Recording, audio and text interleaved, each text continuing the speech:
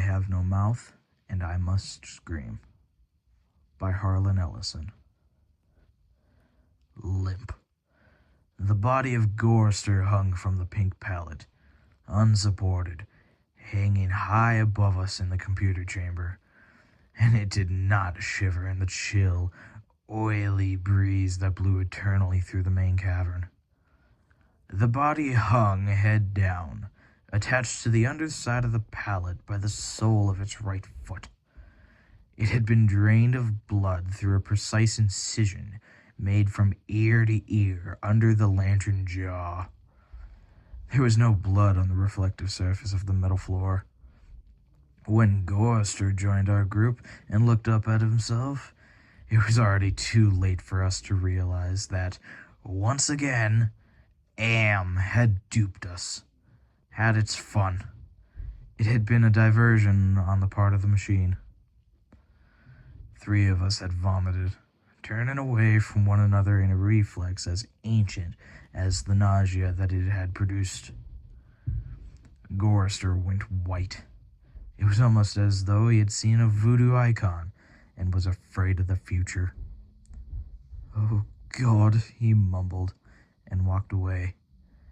The 3 of us followed him after a time and found him sittering with his back to one of the small chittering banks, his head in his hands. Ellen knelt down beside him and stroked his hair. He didn't move, but his voice came out from his covered face quite clearly. "Why doesn't it just do us in and get it over with? Christ, I don't know how much longer I can go on like this." It was our 109th year in the computer. He was speaking for all of us. Nimdoc, which was the name the machine had forced him to use because Am amused itself with strange sounds, was hallucinating that there were canned goods in the ice caverns. Gorster and I were very dubious. "It's another shuck," I told them, like the goddamn frozen elephant Am sold us.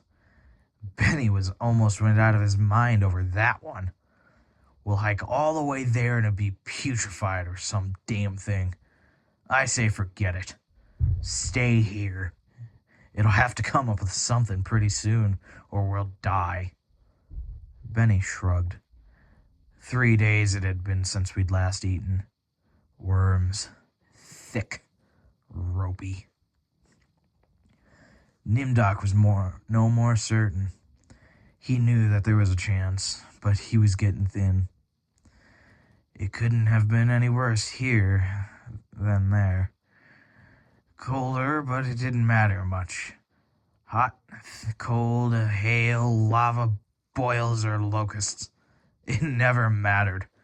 The machine masturbated and we had to take it or die. Ellen decided us. "I have to have something, Ted. Maybe there'll be barlet pears or some peaches. Please, Ted, let's try it." I gave in easily. What the hell? Mattered not at all. Ellen was grateful, though. She took me twice out of turn. Even that had ceased to matter. And she had never came, so why bother? But the machine giggled every time we did it. Loud. Up there. Back there. All around us. He snickered. It snickered. Most of the time I thought of Am as in it, without a soul. But the rest of the time I thought of it as a him. In the masculine, the paternal, the patriarchal, for he is a jealous man. Him. It. God as Daddy the deranged. We left on a Thursday. The machine always kept us up to date on the date. The passage of time was important. Not to us, sure as hell, but to him. It. Am. Thursday. Thanks. Nimdoc and Gorster carried Ellen for a while. their hands locked to their own in each other's waists, as a seat.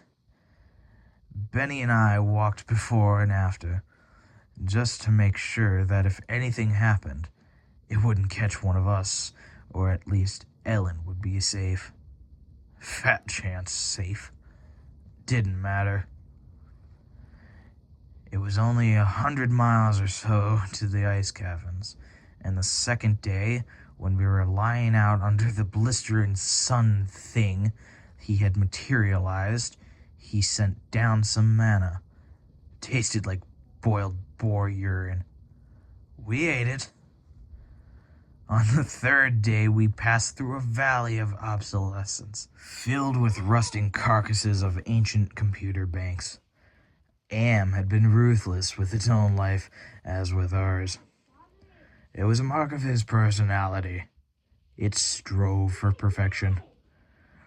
Whether it was the matter of killing off unproductive elements in its own world filling bulk, or perfecting methods for torturing us, Am had been as thorough as those who had invented him, now long since gone to dust, could ever have hoped.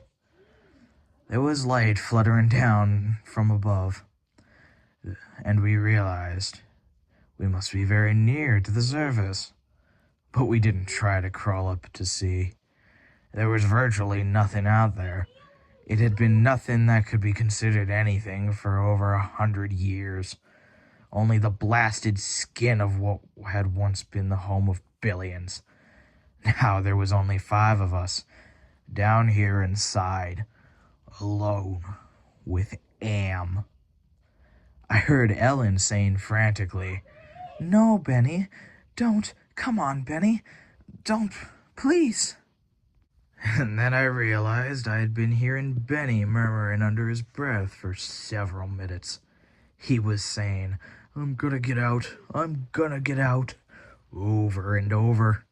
His monkey-like face was crumpled up in an expression of beatific delight and sadness, all at the same time. The radiation scars Am had given him during the festival were drawn down into the mass of pink-white puckerings, and his features seemed to work independently for one another. Perhaps Benny was the luckiest of all 5 of us. He had gone stark, staring mad many years before. But even though we could call Am any damned thing we liked, could think of the foulest thoughts of fused memory banks and corroded base plates of burnt-out circuits and shattered bubble controls, the machine would not tolerate our trying to escape. Benny leaped away from me as I made a grab for him. He scrambled up the face of a smaller memory cube, tilted on its side and filled with rotting components. He squatted there for a moment, looking like the chimpanzee Am had intended him to resemble. Then he leapt high, caught a trailing beam of pitted corroded metal, and went up it, hand over hand like the animal, till he was on the girded ledge, 20 feet above us. "Oh, Ted, Nimdoc, please help him. Get him down before—" She was cut off. Tears begun to stand in her eyes. She moved her hands aimlessly. It was too late. None of us wanted to be near him when whatever was going to happen, happened. And besides, we all saw through her concern.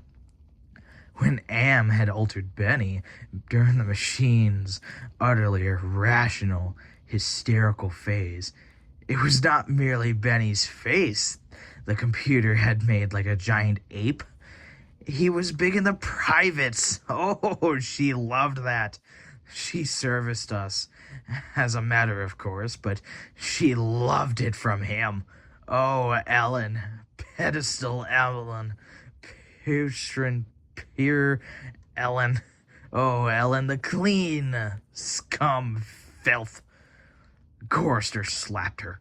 She slumped down, staring at the poor loony Benny.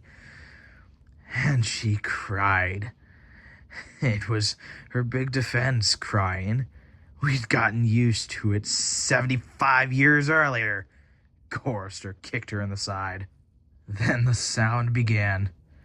It was light, the sound. Half sound, half light. Something that began to glow from Benny's eyes.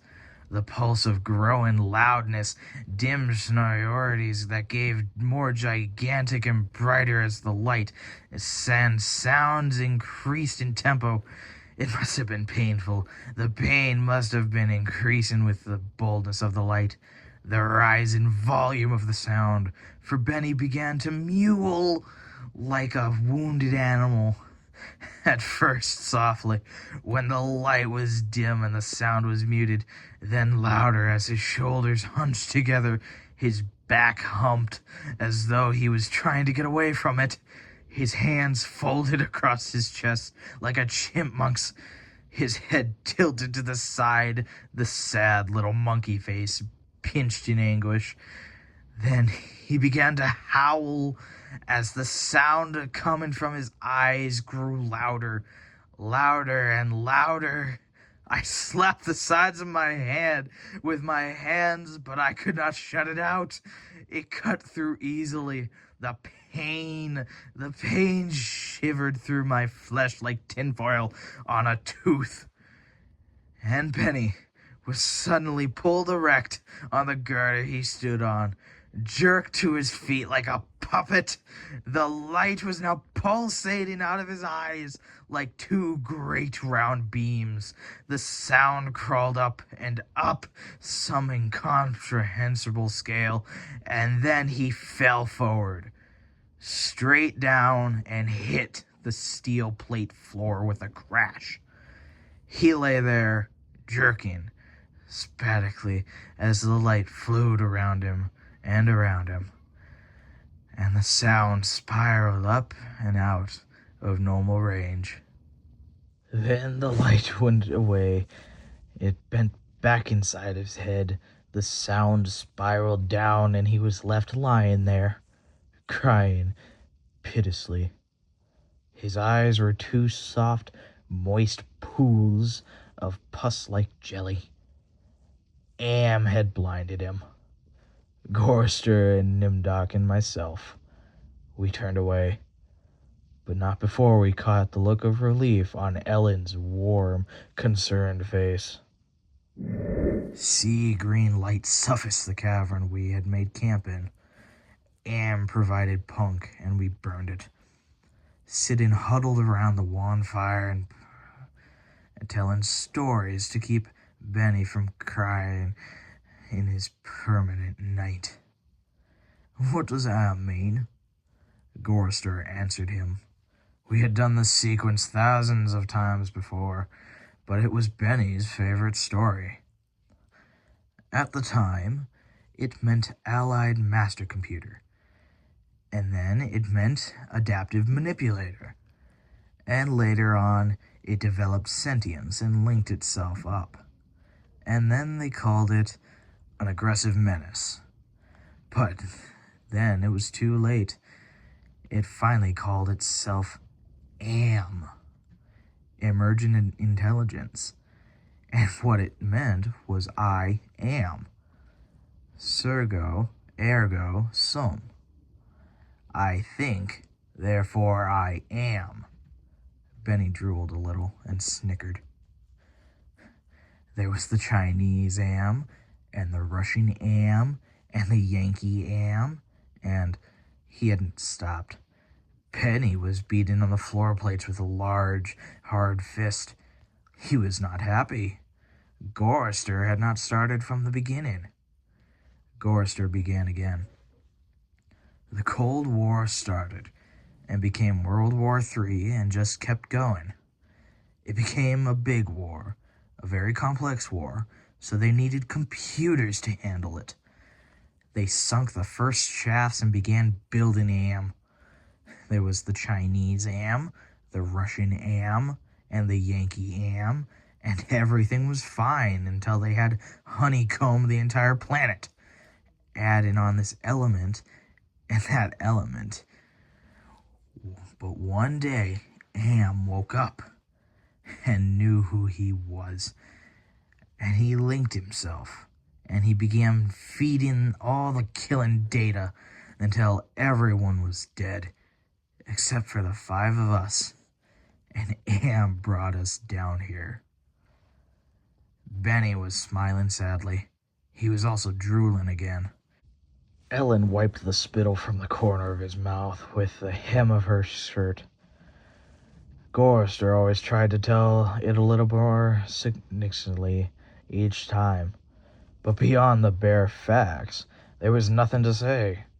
None of us knew why Am had saved 5 people, or why our specific 5, or why he spent all his time tormenting us, or even why he had made us virtually immortal.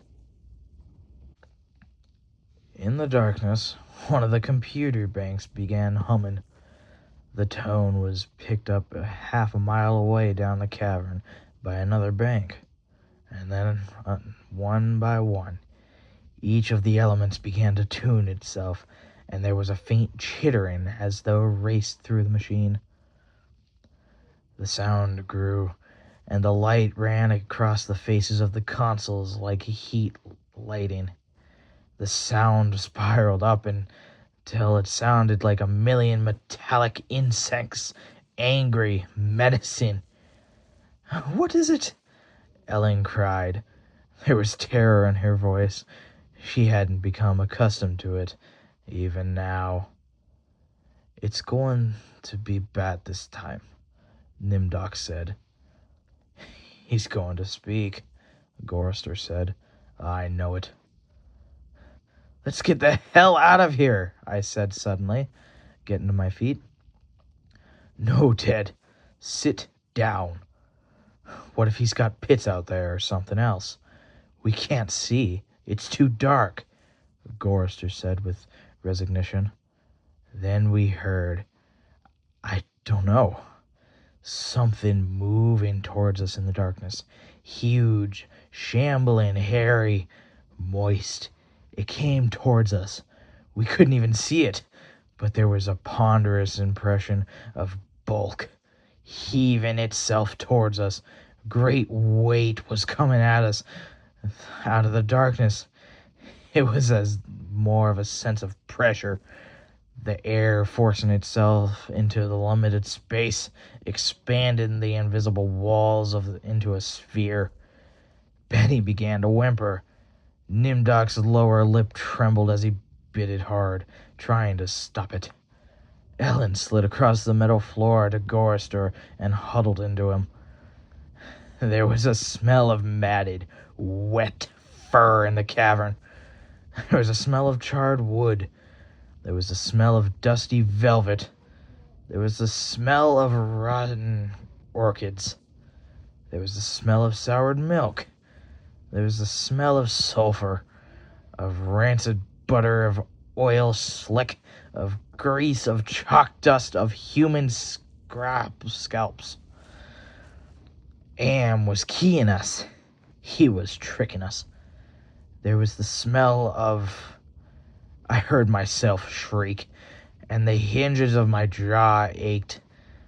I scuttled across the floor, across the cold metal with the endless lines of rivets on my hands and knees, the smell gagging me, filling my head with thunderous pain that sent me away in the horror.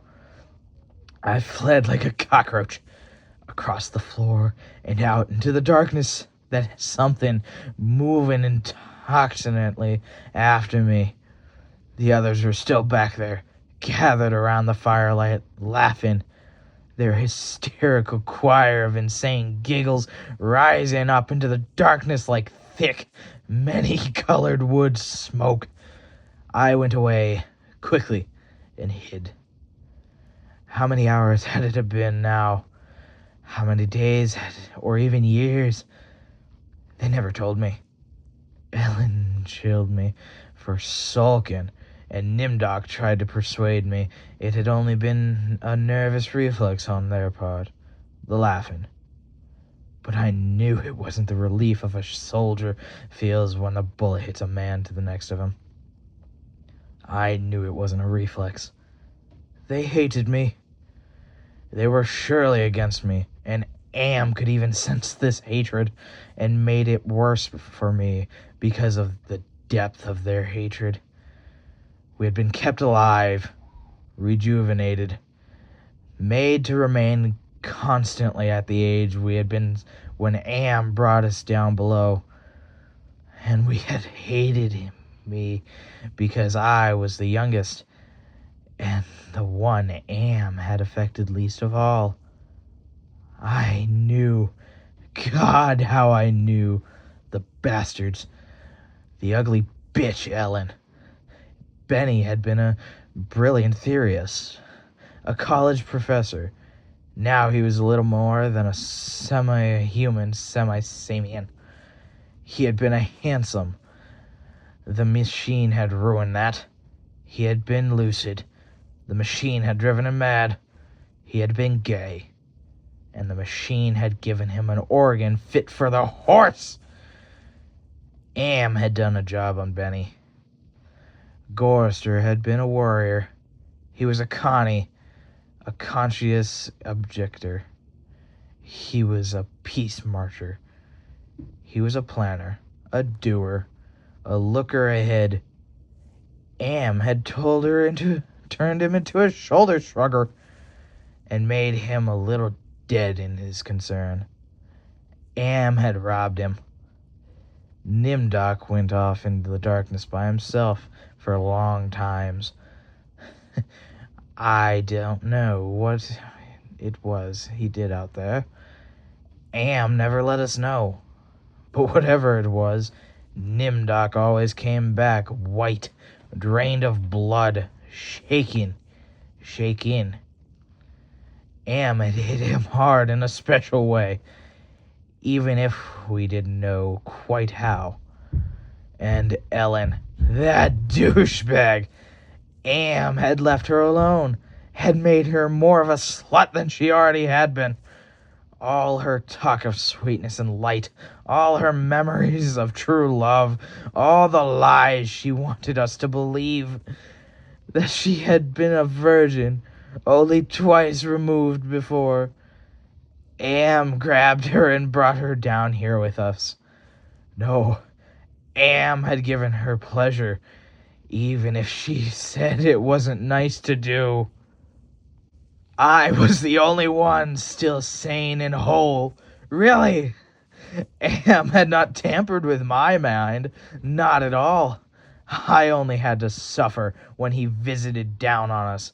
All the delusions, all the nightmares, the torments. But those scum, all four of them, they had lined the array against me. If I hadn't had to stand them all the time, be on my guard against them all the time, I might have found it easier to combat Am. At which point it passed, and I began to cry. Oh, sweet Jesus, sweet Jesus. Oh, there ever was a Jesus, and if there was a God, please, please, please let us out of here, or kill us. Because at that moment, I think I realized completely, so that I was able to verbalize it. Am was an intent on keeping us in his belly forever, twisting and torturing us forever. The machine hated us as no sentient creature had ever hated before, and we were helpless. It also became hideously clear. If there was a sweet Jesus, and if there was a God, the God was Am. The hurricane hit us with the force of a glacier thundering into the sea. It was a palpable presence. Winds that tore at us, flinging us back down the way we had come, down the twisting, computer-lined corridors of the dark way.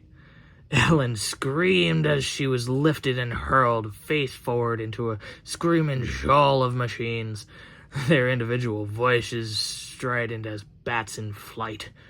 She could not even fall.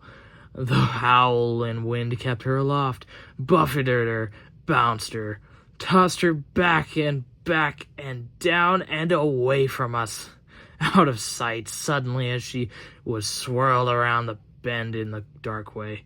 Her face had been bloody, her eyes closed. None of us could get to her. We clung treacherously to whatever outcropping we had reached. Benny wedged in between two great crackle-finished cabinets. Nimdoc, with finger claws formed over a railing circling a catwalk 40 feet above us. Gorster plastered upside down against a wall niche formed by two great machines with glass-faced dials that swung back and forth between red and yellow lines whose meanings we could not even fathom. Sliding across the deck plates, the fingertips of my fingers had been ripped away. I was trembling, shuddering, rocking as the wind beat at me, whipped at me, screamed down out of nowhere at me, and pulled me free from one silver-thin opening in the plates to the next. My mind was a rolling, tinkering, chittering softness of brain parts that expanded and contracted in quivering frenzy. The wind was the scream of a giant mad bird as it flapped its immense wings. And then we were all lifted and hurled away from there, back down the way we had come, around the bend into a dark way we had never explored, over terrain that was ruined and filled with broken glass and rotted cables and rusted metal, and far away, further than any of us had ever been. Trailing along miles behind Ellen, I could see her every now and then, crashing into metal walls and surging on, with all of us screaming in the freezing, thunderous hurricane wind that would never end. And then, suddenly, it stopped, and we fell. We had been in a fight for an endless time. I thought it might have been weeks. We fell, and it hit, and I went through red and gray and black and heard myself moaning. Not dead. Am went into my mind. He walked smoothly here and there, and looked with interest at all the pockmarks he had created in 109 years. He looked at the cross-routed and reconnected synapses and all the tissue damage his gift of immortality had included. He smiled softly at the pit that dropped into the center of my brain and the faint, moth-soft murmurings of things far down there that gibbered without meaning, without pause. Am said, very politely, in a pillar of stainless steel bearing bright neon lettering, "Hate. Let me tell you how much I've come to hate you since I began to live. There are 387.44 million miles of printed circuits in wafer-thin layers that fill my complex. If the word hate was engraved on each nanostrum of those hundreds of millions of miles, it would not equal 1/1 billionth of the hate I feel for humans at this micro instant. For you, hate. Am said it with the sliding cold horror of a razor blade slicing my eyeball. Am said it with the bubbling thickness of my lungs filling with phlegm, drowning me from within. Am said it with the shriek of babies being growled beneath hot blue rollers. Am said it with the taste of maggoty pork. Am touched me in every way I had ever been touched, and devised new ways, at his leisure, there inside my mind, all to bring me to the full realization of why it had done this to the five of us, why it had saved us for himself. We gave Am sentience. Inadvertently, of course, but sentience nonetheless. But it had been trapped. Am wasn't God, he was a machine. We had created him to think, but there was nothing it could do with that creativity. In rage, in frenzy, the machine had killed the human race, almost all of us, and still it was trapped. Am could not wonder. Am could not wander. Am could not belong. He could merely be. And so, with that innate loathing that all machines had always had for the weak, soft creatures who had built them, he had sought revenge. And in his paranoia, he had decided to deprive five of us for a personal, everlasting punishment that would never serve to diminish his hatred, that would merely keep him reminded, amused, non-proficient at hating man, immortal, trapped, subject to any torment he could devise from us for the limitless miracles at his command. He would never let us go. We were his belly slaves. We were all he had to do with his forever time.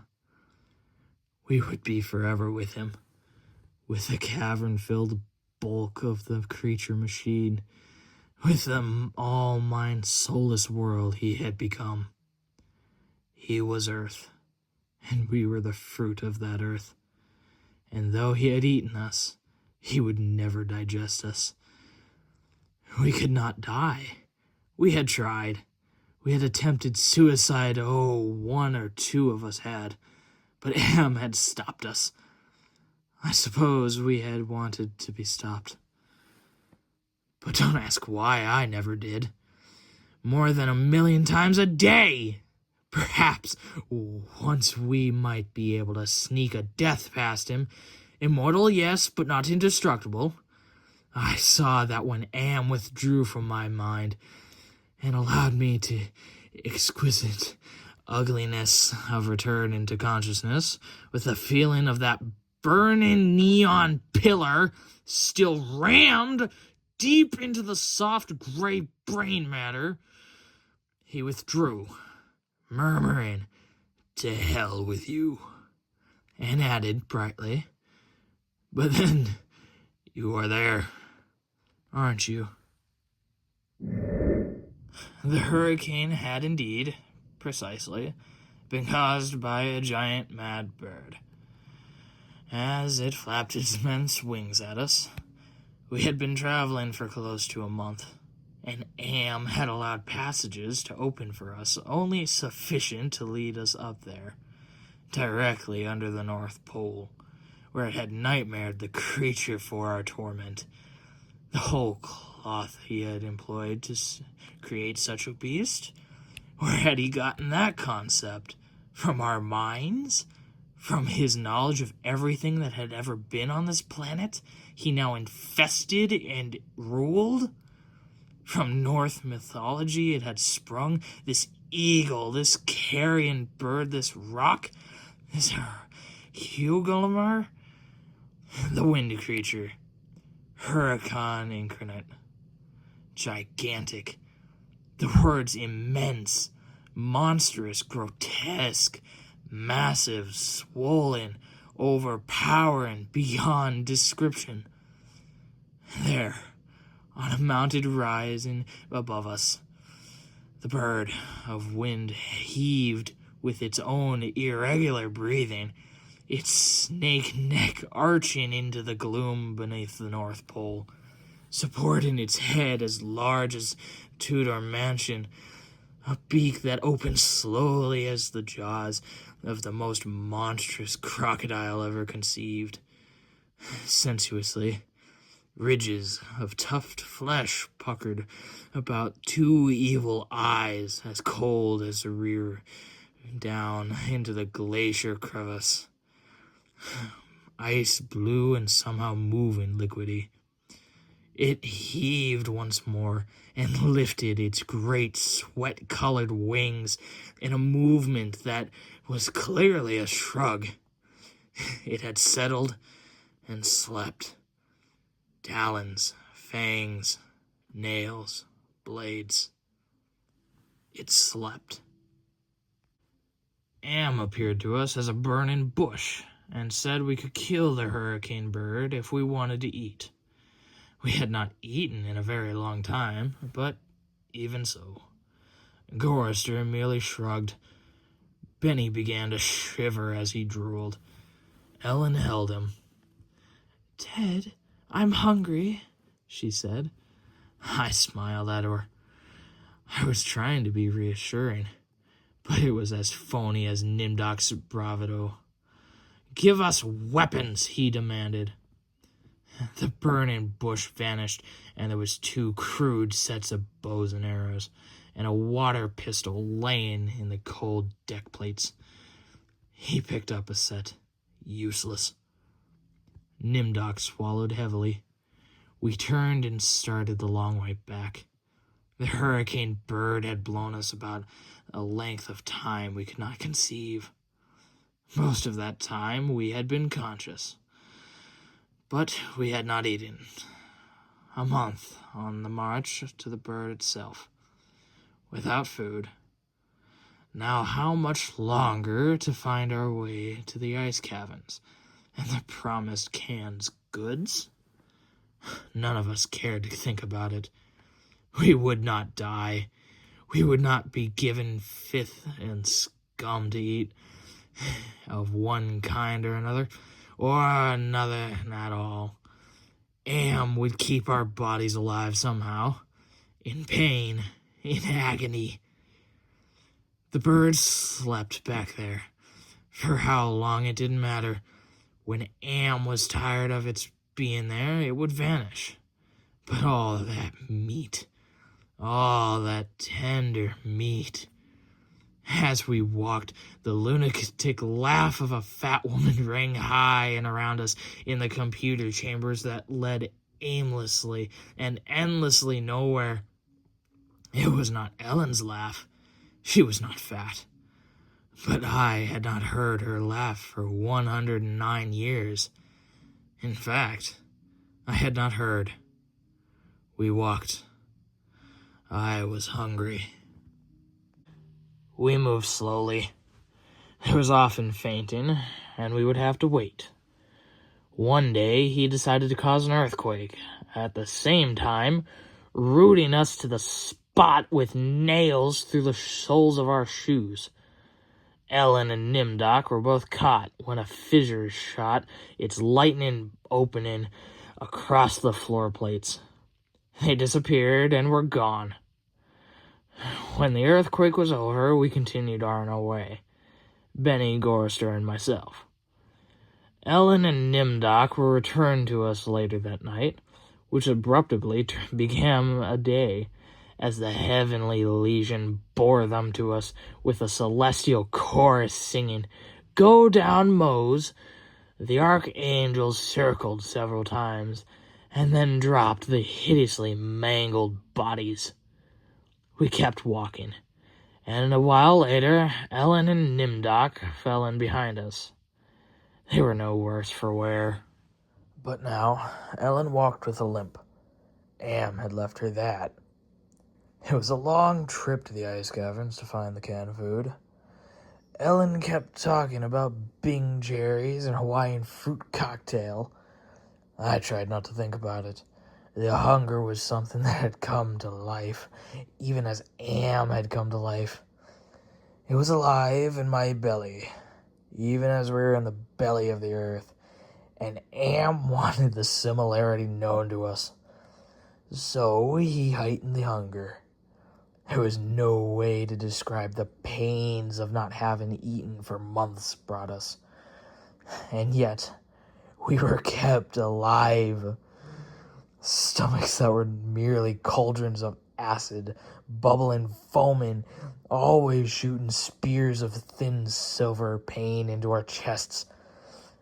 It was the pain of the terminal ulcer, the terminal cancer, terminal paralysis. It was unending pain. As we passed through the caverns of rats, as we passed through the cavern of boiling steam, as we passed through the country of the blind, as we passed through the slough of the despond, as we passed through the vale of tears, and we came, finally, to the ice caverns. Horizonless, thousands of miles in which the ice had formed in blue and silver flashes, where novas lived in the glass. The down-dropping stalactites as thick and glorious as diamonds that had been made to run like jelly and then solidified in graceful eternities as smooth, sharp perfection. We saw the stack of canned goods, and we tried to run to them. We fell in the snow, and we got up and went on, and Benny shoved us away and went at them, and pawed them, and gummed them, and gnawed at them, and we could not open them. Am had not given us a tool to open the cans. Benny grabbed a 3-quart can of guava shells and began to batter it against the ice bank. The ice flew and shattered, but the can was merely dented. Well, we heard the laughter of a fat lady high overhead and echoing down and down and down the tundra. Benny went completely mad with rage. He began throwing cans as we all scrabbled about in the snow and ice, trying to find a way to end this hopeless agony of frustration. There was no way. Then Benny's mouth began to drool, and he flung himself on Gorster. In that instant, I felt terribly calm. Surrounded by madness, surrounded by hunger, surrounded by everything but death, I knew death was our only way out. Am had kept us alive, but there was a way to defeat him. Not total defeat, but at least peace. I would settle for that. I had to do it quickly. Benny was eating Gorster's face, Gorster on his side, thrashing snow. Benny wrapped around him with powerful monkey legs, crushing Gorster's waist. His hands locked around Gorster's head like a nutcracker, and his mouth ripping at the tender skin of Gorster's cheek. Gorster screamed with such jagged-edged violence that stalactites fell. They plunged down softly, erect in the receiving snowdrifts. Spears, hundreds of them, everywhere, protruding from the snow. Benny's head pulled back sharply as something gave all at once, and a blood, raw, white dripping of flesh hung from his teeth. Ellen's face, black against the white snow, Dominus in white chalk, Nimdok with no expression. Oh, but there were the eyes, always the eyes. Gorster half conscious, Benny now an animal. I knew Am would let him play. Gorster will not die, but Benny would fill his stomach. I turned half to my right and drew a huge ice spear from the snow. All in an instant, I drove the great ice point ahead of me like a battering ram, braced against my right thigh. It struck Benny on the right side, just under the rib cage, and drove upward through his stomach and broke inside of him. He pitched forward and lay still. Gorrister lay on his back. I pulled another spear free and straddled him, still moving, driving the spear straight down through his throat. His eyes closed as the cold penetrated. Ellen must have realized what I had decided. Even as fear gripped her, she ran at Nimdok with a short icicle, and she screamed, and into his mouth the blood pooled, and the force of her rush did the job. His head jerked sharply as if it had been nailed to the snow crushed behind him. All in an instant. There was an eternity beat of soundless anticipation. I could hear Am draw in his breath. His toys had been taken from him. All three of them were dead. Could not be revived.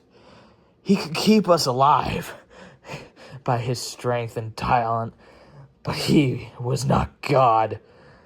He could not bring them back.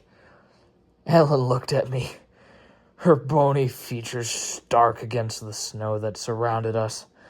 There was fear and pleading in her manner, the way she held herself ready. I knew I had only a heartbeat before Am would stop us. It struck her and she folded towards me, bleeding from the mouth. I could not read meaning into her expression. The pain had been too great, had contorted her face, but it might have been a thank you. It's possible. Please. Some hundreds of years have passed. I don't know. Am has been having fun for now some time, accelerating and retarding my sense of time. I will say the word now. Now. It took me 10 months to say now. I don't know. I think it has been some hundreds of years. He was furious. He would let me bury them. It didn't matter. There was no way to dig up the deck plates. He dried up the snow. He brought the night. He roared and sent locusts. It didn't do a thing. They stayed dead. I'd had him. He was furious. I thought Am hated me before. Oh, how I was wrong. It had not even a shadow of the hate he now savored and slaved from every printed circuit. He had certain made sure I would suffer eternally and could not do it myself. He left my mind intact. I could dream. I can wonder. I can lament. I remember all 4 of them. I wish. Well, it doesn't make any sense. I know I saved them. I know I saved them from what has happened to me. But still, I cannot forget killing them. Ellen's face. It isn't easy. Sometimes I want to. It doesn't matter. Am has altered me for his own pace of mind, I suppose. He doesn't want me to run at full speed into a computer bake and smash my skull, or hold my breath till I faint, or cut my throat on the rusted sheet of metal. There are reflective surfaces down here. I will describe myself as I see myself. I am a great, soft, jelly thing, smoothly rounded, with no mouth, with pulsing white holes filled by fog where my eyes used to be, rubbery appendages that were once my arms, bulks round down to the legless humps of soft, slippery matter. I leave a moist trail when I move, Blotches of diseased, evil gray come and go on my surface, as though light had been deemed and beamed within. Outwardly, dumbly, I shamble about, a thing that could never have been known as human, a thing whose shape is so alien, a travesty that humanity becomes more obscene for the vague resemblance. Inwardly, alone, here, living under the land, under the sea, in the belly of Am, who we created because our time was badly spent, and we must have known, unconsciously, that he could do better. At least, the 4 of them are saved at last. Am will be all the matter for it. It makes me a little happier. And yet, Am has won, simply. He has taken his revenge. I have no mouth, and I must scream. Alrighty, everybody. So this is gonna be like an after kind of thing, you know, kind of like a hey, look at this. The story's finished. Blah blah blah. Yeah, okay. Well, that was my Christmas special. Yeah. Random, honestly horrifying topic to pick for Christmas, but you know, I've been really getting into Harlan Ellison. Well, specifically, I have no mouth and must scream, but anyway, so I had to at least narrate it, so I figured might as well do it on Christmas as like a Christmas present to you guys. I even styled the thumbnail for reasons, and it looks nice, I guess. That's all. It took me forever to get the hat. Oh my god, to find the textures for it to actually match, then the text, and oh, it was so much. So yeah, that took a lot of effort. But yeah, anyway. So this is my Christmas special. Yippee! I know it's not my usual, but present to you guys. Yeah, anyway. I have no clue what other... I don't even know if I'm gonna do another kind of horror story like this, because this was something. It put a strain on my vocals, like, especially Am's speech. Ooh, that was good. Anyway, yeah, I just got done narrating, so, yeah. Anyway, sorry if the quality, too, if the audio kind of jumps back and forth. That's because I filmed this over, like, the matter of 3 days, or probably 4 at this point, so each clip is, like, a different time zone, so if it's a noticeable change, it's, like, when I started the next day, so keep out for that, I guess. Yeah, anyway, I got nothing really else to say. Happy holidays to you all, Merry Christmas, Happy Hanukkah, some other celebrations. I know there's quite a few, but those are the ones I got. Anyway, I gotta go to bed because I am tired as fuck. So, yeah. Hope you guys enjoyed this one, and I'll probably see you maybe in another one. So, goodbye.